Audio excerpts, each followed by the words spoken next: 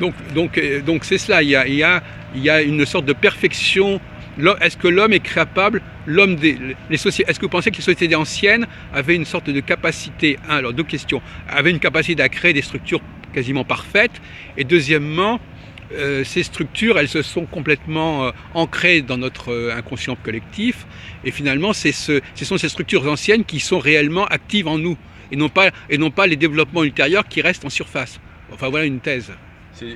Oui, j'aimerais beaucoup reformuler votre question, par exemple, il y a plusieurs niveaux de reformulation. Le premier niveau de reformulation, par exemple, c'est le fait d'envisager que mais la perfection est déjà là, présente autour de nous à chaque instant.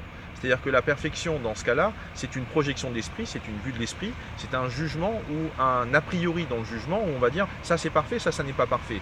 Or, on peut tout à fait envisager qu'un arbre qui pousse et qui croît tel qu'il se présente se distribue d'une façon parfaite par rapport à ce qu'il a en lui, mais surtout d'une façon parfaite par rapport aux forces qui s'exercent sur lui et qui fait que ça l'oriente de telle façon. C'est la même chose par rapport à un lierre qui va venir s'entourer autour d'un arbre. C'est-à-dire qu'on peut, et là on est donc dans une vision très rousseauiste des choses, où donc le monde et la nature en particulier est l'expression d'une perfection spontanée, émergente, naturelle. D'accord ? Oui, donc mais on peut d'abord tout à fait voir les choses ainsi. Ensuite, par rapport à ce que vous pouviez évoquer, il y a cette idée de la notion d'intégrité, de complétude. Pour faire le lien peut-être avec le début de notre entretien, évidemment, on est fort logiquement, on bascule dans le monde des idées, du néo-platonicien, typique, standard, où il y a des idées, des principes directeurs au-dessus, et la matière n'est que le reflet de ceci, voire un reflet qui s'accompagne de distorsions. Oui, mais enfin, donc, si vous voulez, d'abord, effectivement, la dialectique entre néoplatonisme et Aristote, il y a d'autres visions actuellement, notamment, justement, qui sont plus humanistes, c'est-à-dire qui disent que ce sont les sociétés humaines qui ont gêné. Parce qu'une question que je voulais vous poser, c'était, est-ce que vous ne pensez pas que l'homme s'est construit, non pas avec la nature, mais contre la nature? C'est-à-dire qu'il n'a fait qu'instrumentaliser la nature, mais en aucune façon, il n'a pris modèle sur la nature. Enfin, c'est un peu comme un sculpteur qui prendrait un morceau et qui le sculpterait. Parce qu'en vous écoutant, on a l'impression que la nature est très importante comme référence, alors qu'on peut avoir la position exactement inverse, qui consiste à dire que l'homme ne prend de la nature que ce dont il a besoin, et que c'est donc quelque chose de tout à fait... La culture serait quelque chose qui serait une reconstruction de la nature. Ça a été mais quand bien même la culture est une reconstruction de la nature, par essence, elle fait partie de la nature. Oui, mais elle n'obéit pas forcément aux mêmes lois. Oui et non, la preuve, l'érosion. Un bâtiment architectural, une création humaine, parce que nous sommes dans un cosmos, parce que nous sommes dans un environnement, nous avons des forces surdéterminantes, on peut appeler ça des forces fondamentales, on peut appeler ça des forces temporelles qui s'exercent, par exemple l'érosion, par exemple l'eau qui coule sur des bâtiments, ou le soleil qui vient... Mais ça peut se réparer. Parce que justement, c'est ça la différence, c'est que effectivement les outils, les constructions, les cathédrales, tout ça, ça peut se réparer. Et la grande force de la machine, c'est que ça se répare, alors que l'humain ne se répare pas. Et réparer, ça veut dire rétablir en son état premier. C'est vrai. Et dans ce cas-là, ce que vous évoquez, en tout cas, le transhumanisme, en l'occurrence, va s'inscrire dans cette continuité-là. Puisque c'est le fait d'envisager l'humain comme étant un matériau... je ne vais pas dire que c'est une externalité, mais en tout cas c'est un matériau d'une matérialité première, et cette matérialité, au même titre que n'importe quelle matière, nous sommes en mesure de la maîtriser, nous sommes en mesure de la consolider, nous sommes en mesure de corriger ses défauts, et donc de la faire se déployer, mais il n'empêche que, à mon sens, ce type de point de vue se bâtit sur une logique de toute puissance. Oui. Et cette logique de toute puissance... Vous pensez que l'homme doit être plus humble? Vous êtes pour l'humilité de l'homme? Je suis pour des ordres d'échelle. Il y a des échelles. Et je pense que l'échelle humaine n'est pas l'échelle de la toute-puissance de l'univers. C'est-à-dire qu'il y a des effets d'échelle. Et c'est pour ça que l'univers fondamentalement, ou la nature fondamentalement, va être de l'ordre de l'inconnaissable, parce qu'il y a toujours une frange d'inconnaissable. C'est ce que la physique quantique nous a instruit, nous a enseigné, nous a transmise. C'est que même si nous cherchons à avoir de l'information sur quelque chose, automatiquement, par nature, cela induit cela fabrique une incertitude et une ignorance sur d'autres paramètres. Oui, mais ce n'est pas très grave, puisque justement, si on accepte ce que je viens de dire, à savoir que la culture se construit contre la nature, la culture n'a pas de mission d'explorer de manière exhaustive la nature. elle va créer un précaré dans lequel elle va garder, qu'elle va pouvoir gérer, Oui, mais elle n'a pas du tout d'obligation elle n'est pas forcément, elle est pas à la fois parfaite, mais aussi imparfaite au niveau de la connaissance. Vous avez raison par rapport à cette logique-là et à cette élaboration-là, mais le présupposé du départ, c'est effectivement, en termes de bifurcation, de partir dans la direction qui est nature contre culture ou culture contre nature. Oui. D'accord ? Alors qu'on a d'autres cultures qui existent, d'autres civilisations qui existent, qui ont un autre rapport à la nature, qui ne sont pas dans le contre, qui sont dans le avec. C'est ce qu'elles disent, mais parce qu'en fait, excusez-moi, il y a le discours et il y a la réalité. Oui, mais bon, c'est ce qu'elle. Quand on compare, quand on voit la façon. Parce que quand on connaît les discours qui sont tenus sur différentes disciplines et qui sont très divers. Mais en tout cas, quand on voit la façon dont elles gèrent les ressources naturelles, quand on voit la façon dont elles se comportent dans leur gestuelle, dans leur gestes concrets. Elles sont en phase, elles sont en harmonie. Voilà, en tout cas, il y a une logique de faire corps avec la nature, oui. Mais parce qu'il y a une conception du monde où la nature fait corps avec vous. Et donc, c'est une autre métaphysique, c'est une autre mystique, c'est un autre champ de croyance qui est celui que si je fais du mal à la nature, en fait, in fine, je me fais du mal à moi. Et ce qu'on le voit en termes d'effet d'échelle, c'est que la pollution, ou en tout cas les toxiques qu'on a déversés dans l'environnement, commencent à avoir un effet retour sur le genre humain. Oui. Donc après, on peut rentrer dans une approche hors sol, dans une approche d'artificialisation des choses, où on va s'affranchir de ces limites-là, on va s'affranchir de ces dépendances-là pour vivre quand même, être en bonne santé quand même, se déployer quand même, être plus fort que les limites de la nature quand même. Hein. On est sur des logiques de progression et de croissance infinie en quelque sorte. Mais ces approches-là, à mon sens, sont sans issue parce que elles n'ont pas l'humilité ou la clairvoyance de voir que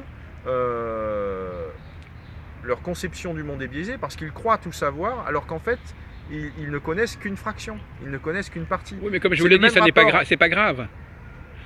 Dans l'élaboration des structures, c'est pas grave parce qu'on ne voit pas. C'est pas grave parce qu'on ignore. C'est pas grave parce que nous sommes dans l'ignorance. C'est exactement pareil que des enfants qui font des bêtises. Pour moi, c'est exactement pareil. C'est-à-dire qu'une analogie ou un exemple par rapport à ça, c'est la conception de l'ADN, du génome. D'accord. C'est-à-dire qu'en fait, on va s'atteler à avoir parfaitement cartographié l'ADN. Donc il y avait le moment où on connaissait quelques gènes. Maintenant, on commence à connaître des génomes complets sur plusieurs espèces, y compris l'espèce humaine. Et il n'empêche qu'en fait, si on s'attelle à identifier la fonction propre à chaque élément de l'ADN, on a quand même... on pourrait dire 97% d'ADN, on ne sait pas à quoi il sert. Oui, d'accord. Et pourtant, il est là. Oui. Mais en même temps, on ne sait pas par quoi il sert. Oui. Et donc, c'est parce qu'on ne sait pas à quoi il sert que par convention, on va dire qu'il est inutile. Mais en fait, il sert peut-être à quelque chose, c'est juste qu'on ne le sait pas. C'est pareil que quand on parle en termes de matière noire et d'univers, que 98% de l'univers est inconnu, 98% de l'univers échappe à nos sens, 98% de l'univers échappe à nos appareils de mesure, ou en tout cas échappe au fait d'être saisi conceptuellement parlant. Et c'est pour ça qu'on va lui donner un truc, un nom, une dénomination qui va permettre de gérer l'inconnu, de gérer l'incertitude en appelant ça matière noire, énergie noire, etc. etc. On lui donne un nom qui permet de le prendre et de le manipuler. C'est pas pour autant qu'on a fait l'expérience de ce que c'est en fait cette chose-là qu'on appelle énergie ou matière noire ou de ce qu'on appelle ADN poubelle. Donc vous confrontez en quelque sorte les structures anciennes, les cultures anciennes, et vous leur dites voilà, vous ignorez certaines choses, vous êtes incomplète, vous ne connaissez pas un certain nombre d'éléments, il faudrait les intégrer. Exactement. C'est-à-dire je suis beaucoup plus dans une vision en fait de la philosophie de la connaissance. Oui. C'est-à-dire comment gère-t-on la connaissance et comment gère-t-on le fait d'accepter le fait qu'il y a des choses que nous ne connaissons pas et que même lorsque nous croyons les connaître, en fait, il y a toujours une dimension que nous ignorons. Oui. C'est l'éternel débat entre visible et invisible, entre perceptible et imperceptible. Moi, je fais partie de ceux qui pensent que la nouveauté pollue la tradition, pollue les systèmes et que c'est contre-productif finalement. Oui, ça c'est possible, mais encore une fois, ça dépend comment ça se passe. C'est-à-dire que si la nouveauté respecte l'ancien, par exemple, on va avoir aujourd'hui... Excusez-moi, vous avez une symphonie Beethoven, vous n'allez pas la remanier parce que Beethoven a ignoré telle et telle notion scientifique. Vous avez une cathédrale, vous n'allez pas la modifier parce qu'on n'avait pas tenu compte de telle et telle pierre. On va prendre l'objet tel qu'il a été élaboré avec ses limites. Exactement. Et par exemple, nous sommes au XXe siècle, ça n'empêche pas de jouer une symphonie de Beethoven, Oui. ou de réparer, ou d'accepter la cathédrale telle qu'elle est. Quand bien même, au niveau de la façon dont elle est faite, on va encore avoir des choses, des mystères qui échappent à notre connaissance d'aujourd'hui. Voilà, comme la langue aussi, c'est la langue Ok. aussi, c'est quelque Donc, chose qui est forcément limité, nous sommes en mais qu'on permanence- on va pas changer la langue française parce que Voilà. il y a des notions physiques qui nous ont Voilà, échappé. et c'est ce que je vous dis, c'est donc ce qui fait que nous avons en permanence à gérer la latence, à gérer l'incertitude, où il y a cette partie qu'on a cartographiée qui fait qu'on a l'impression de bien connaître les choses et d'être certain que ça se passe ainsi. Et puis en même temps, on a une partie du réel qui échappe à notre appréhension. Cette fraction qui échappe à notre appréhension, c'est celle qui donne la motivation de l'explorer, de la connaître, de la science, Oui. de l'expérimenter, de l'éprouver et ainsi de suite. Je vais vous donner un exemple. En astrologie, on a éliminé en astrologie moderne les étoiles fixes parce qu'elles ne faisaient pas partie du système solaire. Mhm. Bon. Mais est-ce que c'est important?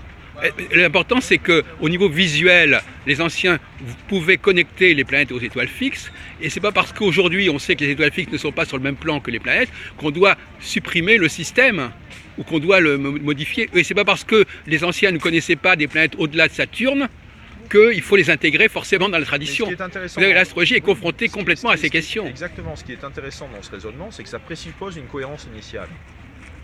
Une cohérence, Ça mais une présuppose- cohérence qui peut tout à fait être limitée. Oui, mais ça présuppose une cohérence initiale Oui, c'est ça. qui a eu son utilité, qui a eu sa vertu, qui avait son sens. Oui. Et donc après, soit on arrive d'analyser en se disant, de toute façon, ça c'est n'importe quoi, faut rajouter ça, faut rajouter ça, faut rajouter ça. Et c'est par exemple, je pense aux sciences de l'ingénieur ou aux sciences du vivant, c'est 20 ans après qu'on se rend compte qu'en fait, ce qu'on a cru être bon n'était pas bon.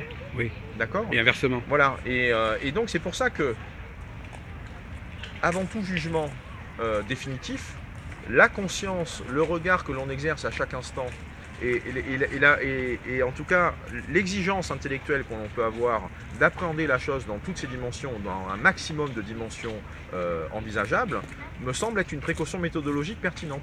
Oui. Mais Merci alors, Jacques, on va attendez, s'arrêter là. c'est non, bon. je voudrais encore terminer sur un autre point, mais c'est très intéressant. C'est un peu différent. La question du féminin, est-ce que ça va être abordé, la dialectique masculin-féminin? Ça va être abordé à travers plusieurs interventions, de plusieurs façons. Tout d'abord, parce qu'en voilà. fait, dans nos six intervenants, Il y a plusieurs femmes. il y a 3 femmes. Oui. Donc on est sur une parité parfaite. Hein, Oui. au niveau donc, de Global Gaia sur le Mexique le 30 octobre. D'accord. 3 de nos 6 intervenants sont des femmes. Oui. Nous avons Sophie Marcheguet qui va nous parler des Wastèques. Nous avons Elvire Clèves qui est une artiste qui va nous parler des tableaux Huichol puisqu'elle a été initiée là-bas au Mexique à cette forme d'art sacré. Et nous avons aussi donc Claire Laurent Berthoud qui est une ethnobotaniste, qui est aussi une anthropologue, qui s'est spécialisée sur les femmes médecines et les pratiques et pharmacopées Ah oui, carrément. traditionnelles Ah oui, d'accord. au Mexique. Oui. Voilà. Donc le féminin va être présent. Et en plus, il se trouve que chez les Wastèques, le culte de la déesse mère faisait partie des vieux dieux anciens qu'ils avaient, puisque les Wastèques, en fait, c'est un peuple qui remonte à 3500 ans. Alors justement, à ce sujet, pour rebondir sur ce qu'on disait avant, est-ce que parce qu'au nom de la modernité aujourd'hui, on considère que l'homme et la femme sont égaux, est-ce que ça ne fait pas faire un contresens sur la compréhension de ces civilisations? Ben, tout dépend. C'est tout le problème de la modernité Non, qui c'est vient tout- non, c'est tout le interférer. problème- C'est tout le problème du sens que l'on met derrière le mot égaux. Égaux ne veut pas dire identique. Égaux, c'est, on pourrait dire, une notion de droit, ou une notion en tout cas où on va considérer que les quantités vont être identiques, mais ce qui ne veut pas dire que l'intérieur est identique. Oui, mais on a l'impression, en entendant le discours moderne actuel, qu'on part du principe que l'intérieur est identique et que les potentialités sont les mêmes, et qu'en tout cas l'avenir sera prometteur d'égalité. Dans ce cas-là, on est sur un fantasme et on n'est pas sur un phénomène. Puisqu'en fait, on va envisager que les choses sont ainsi, on va croire que les choses sont ainsi, on va a priori considérer que les choses sont ainsi. Mais est-ce qu'on ne peut pas penser qu'on cède justement du fait qu'on va dire mais la science ne prouve pas le contraire? Est-ce que la science parfois, est-ce qu'elle doit faire référence à la science? Elle est en train d'évoluer, la science aussi. C'est ça la nouvelle science. Ce que la nouvelle science nous montre, quelles que soient ses disciplines, c'est qu'en fait nous sommes dans des situations d'unicité. Ça va se traduire par exemple au niveau de la médecine par le concept de médecine personnalisée. Ça va se traduire par le fait que chaque individu d'une espèce donnée, pour une raison X ou Y, que ce soit un phénotype, enfin différents traits et caractères, l'individu va être unique. C'est-à-dire que le clone parfait n'existe pas. Oui. Le clone est une chimère. C'est-à-dire que même deux jumeaux identiques, parce qu'ils sont côte à côte, identiques au niveau de leur bagage génétique, leur expérience de vie et le simple fait qu'ils vont être à côté, ils ne vivent pas les mêmes expériences. Oui. Ils n'ont pas les mêmes forces qui s'exercent Oui. sur eux. Et ça crée des chemins qui divergent. Mais à ce moment-là, quel rapport avec la dualité masculin-féminin Non, mais on parlait de l'unicité tout à l'heure. Oui, d'accord. Voilà. Donc il y aurait une unicité qui transcenderait la différence des sexes ou... Non, c'est pas tout à fait ça. C'est pas l'unicité au sens la diversité qui devient unique. C'est plutôt des choses que l'on pense identiques sont en fait fondamentalement individualisées, Ah oui, d'accord. uniques, personnalisées. Donc, donc on n'est pas dans le catégoriel, on est dans l'individuel. On est dans un ultra individuel. Voilà, c'est ça. Voilà. Donc, et après, effectivement, et toute la dialectique et tout le défi de notre époque est là. C'est comment en fait gérer.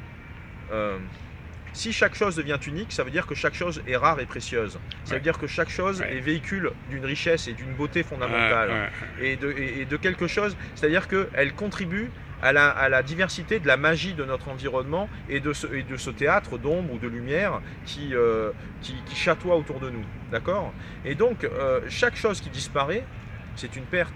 Chaque chose qui disparaît, c'est quelque chose de précieux qui s'enfuit et qu'on ne retrouvera pas puisque c'est unique. Oui, d'accord. Donc ça, c'est une philosophie, effectivement, qui est respectable. Voilà. Mais en tout cas, la nouvelle science ouvre quelque chose dans ces directions-là. Mais ça n'empêche pas, pour autant... Mais la nouvelle science, elle risque de noyer, parce qu'on peut dire aussi que tout... Non, j'ai pas fini. La nouvelle science, pour autant, elle pose le fait que tout est relié. Oui. Donc, nous sommes reliés aux contemporains, nous sommes reliés aux ancêtres, et les futurs sont liés à nous. Et là, on rejoint les visions traditionnelles qui, par exemple, dans leur façon d'exercer le pouvoir, de gouverner, d'exercer une gouvernance, posaient le fait que telle décision doit être prise à la lumière des conséquences sur les petits-enfants de mes petits-enfants. Et donc, c'est une façon méthodologique d'intégrer le temps long, d'intégrer des conséquences sur un temps qui est au-delà d'une vie humaine. Et donc, ça permet d'avoir des actes ou des décisions qui sont structurantes, avec le maximum de conscience possible pour envisager les conséquences de nos actes. Alors, le temps, pour terminer, la notion de temps, de cycle, alors je sais que ça ne fait pas partie vraiment de votre sujet. C'est pas présent au sein de Global parce Gaia. que la notion de cycle est intéressante aussi. C'est le problème de l'éternel retour, c'est le problème des choses qui reviennent. Et là aussi, ça renvoie à l'idée que parfois on peut s'éloigner de la pureté d'origine et y revenir. Et ça renvoie aussi à la question du jour et de la nuit qui était si chère aux Aztèques. Exactement, mais ce qu'il y a, c'est qu'il y a cette idée de la pureté d'origine et il y a cette idée de la corruption maximale. Mais après, il y a cette idée du retour. Voilà. Donc on peut envisager les choses dans leur absolu, au sens on n'est plus dans la pureté, on est dans la corruption, ou on peut l'envisager sous l'angle de la plasticité ou en tout cas de la dimension éphémère, qui est par exemple celle aussi de la Chine ancienne, où le soleil va suivre la nuit, ou alors le beau temps va suivre la pluie.